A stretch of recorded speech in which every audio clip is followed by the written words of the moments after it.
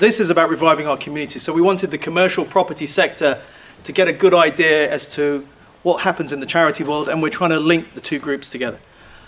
Jessica Craig is Policy Officer at the Power to Change, which is the social change organisation that strengthens communities through community business. She works on policy development and building relationships with central and local government.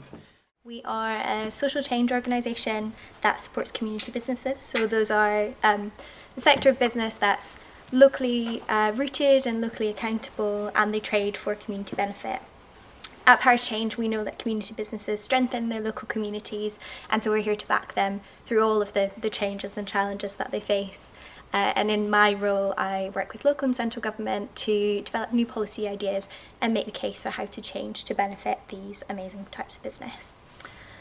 Our sort of interest in this area around the broad theme of the session around reviving our communities, and also the specific interest in business rates, stems from the role that we see community business having in the restoration of the vitality of our high streets. So their work really gets right to the heart of that issue of reviving communities.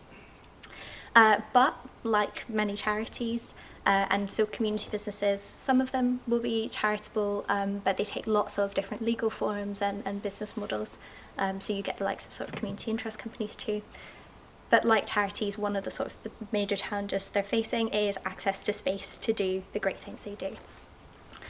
So our sort of belief around this role for community business in the high street is based around the fact that we've seen the decline of a retail-dominated model of high streets, and we don't think that's coming back. And so we're recognising an opportunity for a more diverse offer with services that are geared to meet local needs and create destination spaces that then increase footfall to other local businesses. And with their sort of deep community roots, community businesses are really well placed to deliver this. So they understand and can deliver on what people want and need in their local area, on their high street, and they also support the local economy by reinvesting their profits locally. A lot of community businesses take on otherwise vacant spaces and bring them back into beneficial community use, which in turn helps make the high street more attractive, more lively. However, a lot of them are facing challenges in accessing affordable space to rent or to buy. A lot of them have ownership aspirations, and when they do, high business rates can be a huge challenge to their business model because a lot of them are operating at low margins. They're really focusing on delivering their offer at an affordable rate, and a lot of them are also active in deprived areas. So in recent years, we've been campaigning to kind of highlight this role of community businesses in transforming high streets and ensure that they can access the space they need to build their businesses.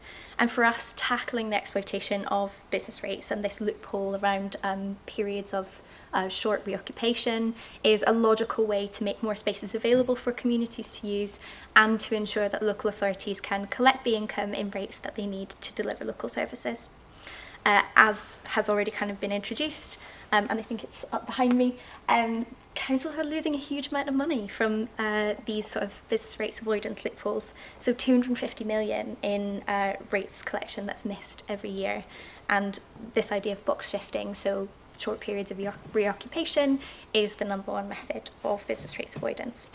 So we, just at the end of last year, we published this little document. Basically, as a sort of policy-focused person, I'm really interested in how we can influence the next government to make changes that support community businesses. And one of the changes that we suggested in here was that they back this campaign to ban box shifting. And so I'm really pleased that over 100 councillors and MPs in England from across the political spectrum have also backed that campaign. In my role, I went to the party conferences in autumn of last year and heard from both Labour and the Conservatives that they do understand the need for business rates reform, but it is my sort of ardent belief that that is going to come far too slow to help a lot of the organisations that need change now. So notably for us, despite the significant social and economic benefit that community businesses generate, those that are not registered as charities are not eligible for any sort of mandatory business rates relief, even though mainstream businesses in hospitality, retail and leisure, all sectors that community businesses are active in, can access a 75% relief.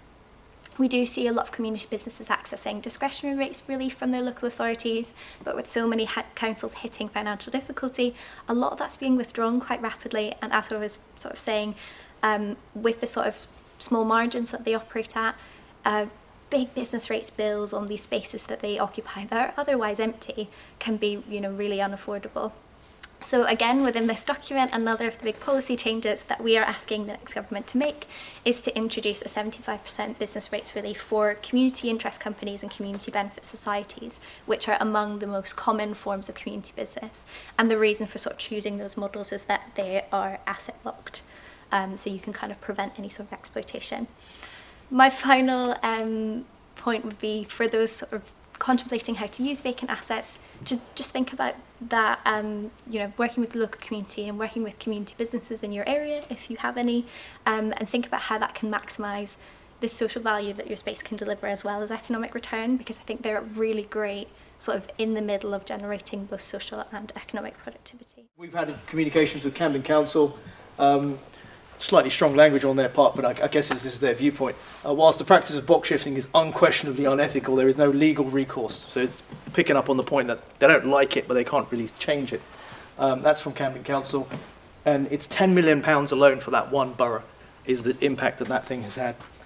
We've mentioned the £250 million here, the 100 plus councillors and MPs that have acknowledged that something needs to change. If we could have the next slide, please.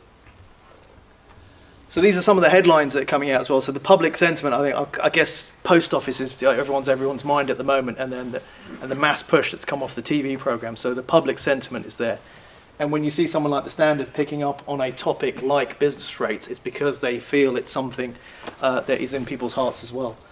So that's one of the headlines. Obviously, Barnet Post is not as big a name as the Standard, but they've all got their views as well. Next slide. Bassam mentioned it earlier on, so a member of the London Assembly has said, look, this needs to change, it doesn't matter, it's just got to change, we've got to follow an example, someone's already doing it, so someone's put in all the hard graft, we should just move on this.